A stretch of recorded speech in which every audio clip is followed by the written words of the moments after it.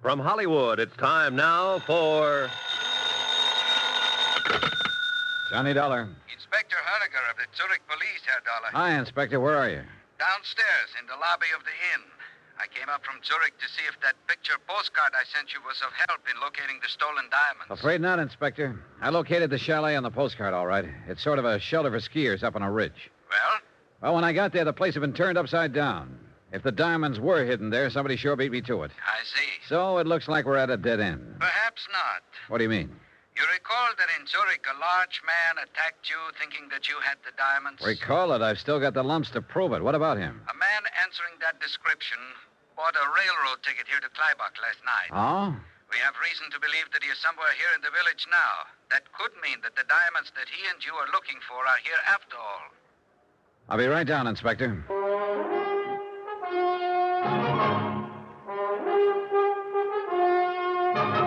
Tonight and every weekday night, Bob Bailey in the transcribed adventures of the man with the action-packed expense account, America's fabulous freelance insurance investigator. Yours truly, Johnny Dollar.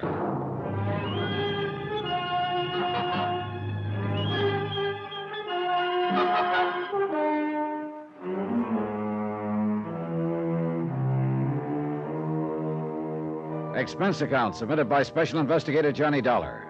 To the Home Office, Global Casualty in Hartford, Connecticut. Assignment, the picture postcard matter. Location, Kleibach, Switzerland. Expense account continued. Item 9, 70 cents. 1 pot of coffee for Inspector Honecker and myself at the Kleibach Inn. Most perplexing case, Herr Dollar. A skillfully timed robbery of the uncut diamonds at the Zurich airport last week, and then these puzzling postcards supposedly giving the location of the diamonds. Yeah, they've got to be the key, Inspector. If we can only figure them out. Look, we know now that Sebastian was in on the robbery and was trying to negotiate secretly for the return of the stones. Yeah, and he told you before he was murdered that the postcard he gave you was a part of the key to the location of the diamonds. That's right. It was signed by a man named Gruner. And according to Ilse Schaefer, Gruner was a friend of Sebastian's. Her description of Gruner matches one of the men in the robbery at the airport. And what of this young lady, Ilse Schaefer? What do you make of her? Well, that's a good question, Inspector. I wish I knew the answer. I hope she's in the clear. Hope? Oh, I see. All right, so I'm normal. Yeah, she is a very attractive young lady. But there is also the chance that she is involved, that she killed Sebastian. I know. She could be involved, or she could be innocent. It's a 50-50 proposition, I guess. Pay your money and take your choice. More coffee, Inspector? Please. Thank you.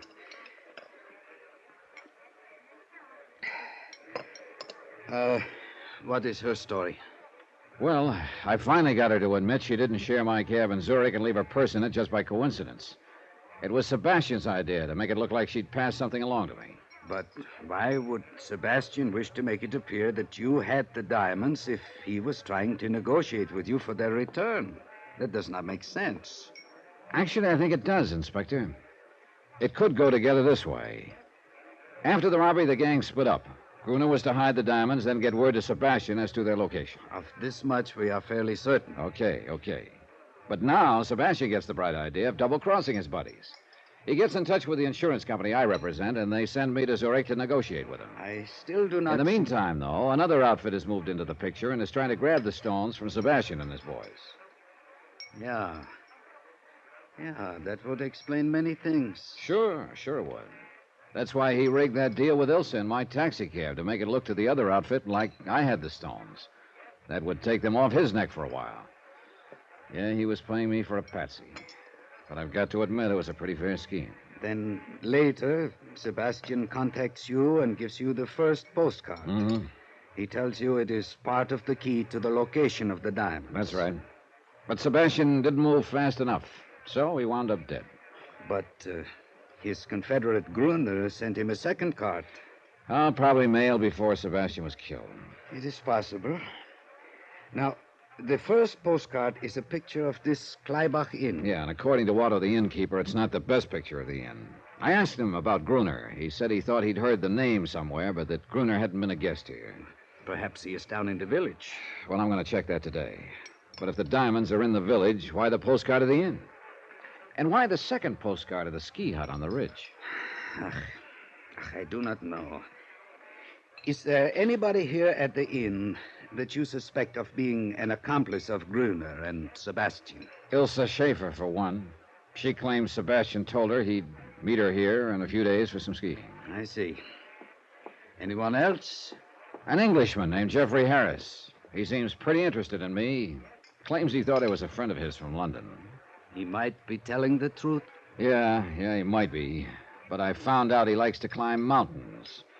And he was up there somewhere this morning when Ilse and I were skiing and got shot at.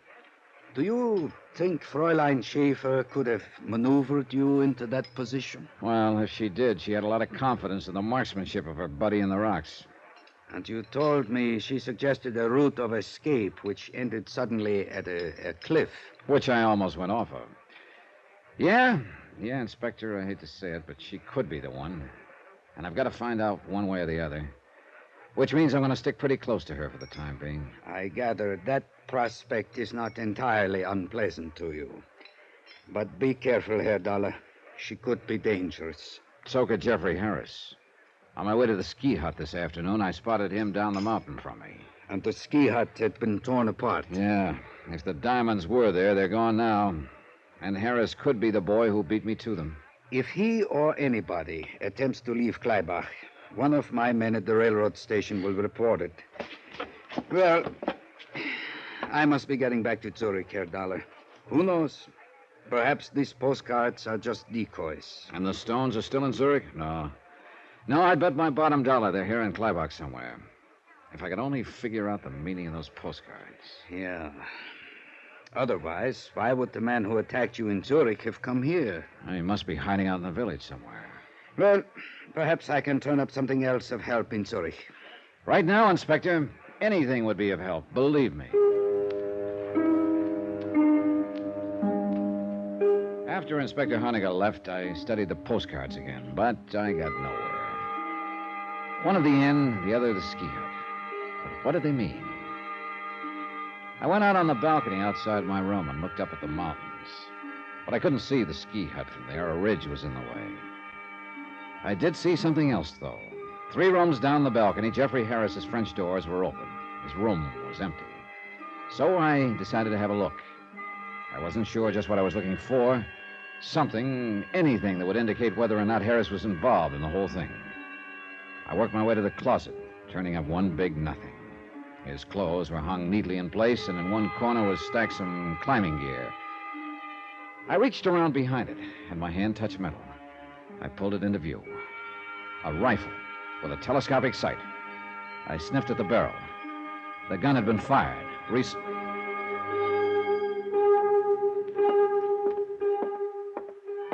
Good evening, Herr Dollar. Hello, Otto. Look, have you seen Jeffrey Harris lately? The Englishman? Not since late afternoon.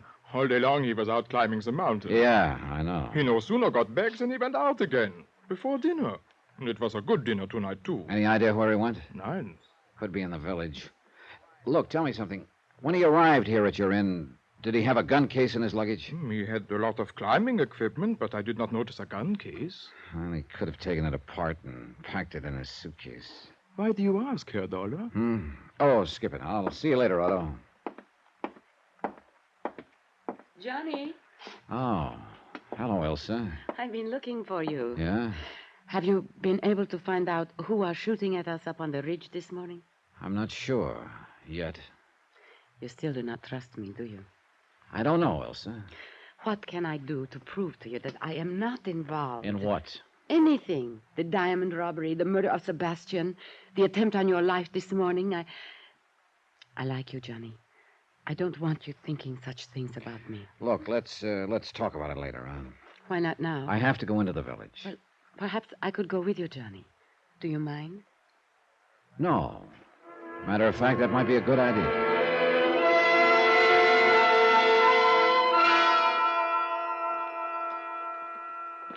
Nice in the village tonight, isn't it? Yeah, it is. Quiet, too. You seem to be looking for something, Johnny. For someone, Elsa. Who? The Englishman, Jeffrey Harris. Oh? You told me you'd never seen him before you came here to Kleibach. That is right. Then he wasn't a friend of Sebastian's. Well, not as far as I know. Well, an hour ago in Harris's room, I found a rifle with a telescopic sight. You mean that Harris is the one who shot at you this morning? Otto, the innkeeper, told me Harris went mountain climbing today. I saw him on his way down late this afternoon. But he isn't at the inn now. You think he's down here in the village? Maybe. That's why... What's the matter? Hold it, Elsa. Well. Looks like maybe the village isn't so quiet after all. What do you mean? I think somebody's following us. What? Come on now, start walking. Yeah. Where? Across the street and back a ways in the shadows. Oh, what are you going to do, Johnny? Figure out a way. Wait a minute. That alley up ahead. We'll turn into it. Oh, Johnny. Don't turn your head, Elsa. Okay, into the alley now. Good. He can't see us here. Who do you think it is? I don't know. Gruner, Jeffrey, Harris, even the guy who jumped me back in Zurich thinking I had the diamonds. Keep going. You think he'll come into this alley? That's what I'm hoping. All right, now here we are. The doorway here. It'll do very nicely. Look, Ilse, you keep going down the alley. Cut across to the next street and go back to the inn. But what are you going to do? Wait for him. Go on now, go on. No, Johnny. Look, you do as I want to stay with you. Don't be silly. It could get a little rough around here all of a sudden. There's Johnny. nothing you can do here, Ilse, so do what I tell you. Now get moving. Now. She looked at me a moment, then went down the alley and out of sight. A couple of minutes went by. Nothing. Then I heard steps. He was approaching the alley, whoever he was. Now he was at the entrance. I pressed back into the doorway. A few more feet. Wait a minute. He decided not to bite. I edged out of the doorway and back to the mouth of the alley. Then I stuck my head around the corner. Nobody. He must have ducked into a building or down the street. It sounded like Ilse from the next street. I cut through the alley.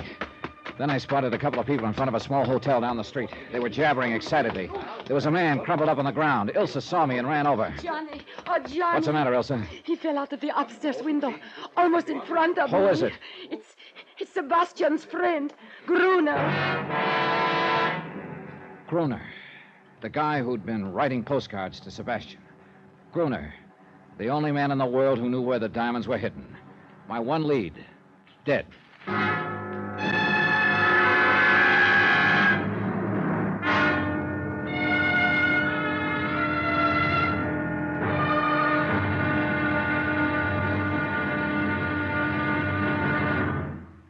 Now, here's our star to tell you about the final episode of this week's story. Tomorrow, the wind-up. I find out some people will not hesitate to kill anyone who gets in their way. And that's not so good when the man in the way is me.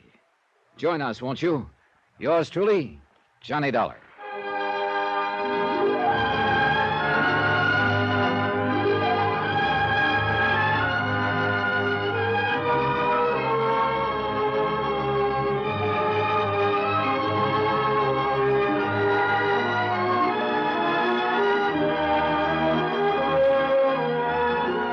Truly, Johnny Dollar, starring Bob Bailey, is transcribed in Hollywood. Written by Robert Reif, it is produced and directed by Jack Johnstone. Be sure to join us tomorrow night, same time and station, for the next exciting episode of Yours Truly, Johnny Dollar. Roy Rowan speaking.